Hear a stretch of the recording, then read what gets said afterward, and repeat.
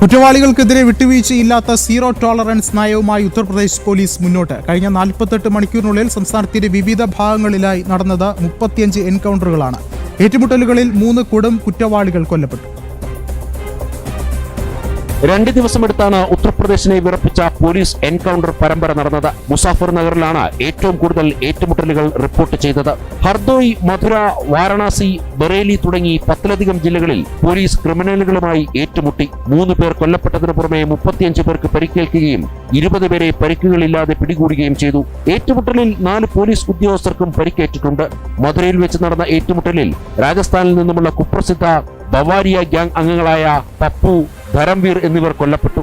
കൊള്ളയടിക്കൽ ഉൾപ്പെടെ നിരവധി കേസുകളിൽ പ്രതികളായ ഇവരുടെ തലയ്ക്ക് 50,000 രൂപ വീതം ഇനാം പ്രഖ്യാപിച്ചിരുന്നു. ഹർദോയിൽ 7 വയസ്സുകാരനെ ക്രൂരമായി കൊലപ്പെടുത്തിയ കേസിലെ പ്രതി മേനൂർ എന്ന മെഹനുദ്ദീനും പോലീസ് വെടിയേറ്റ് മരിച്ചു. കുറ്റവാളികളെ പിടികൂടാൻ ശ്രമിച്ചപ്പോൾ പോലീസിനെതിരെ വെടിയുതിർത്തപ്പോഴാണ് തിരിച്ചടിക്കേണ്ടി വന്നതെന്ന് ഉന്നത പോലീസ് ഉദ്യോഗസ്ഥർ വ്യക്തമാക്കി. പരിക്കേറ്റ പ്രതികളിൽ ഭൂരിഭാഗവും കാലിന് വെടിയേറ്റ നിലയിലാണ് പിടിയിലായത്.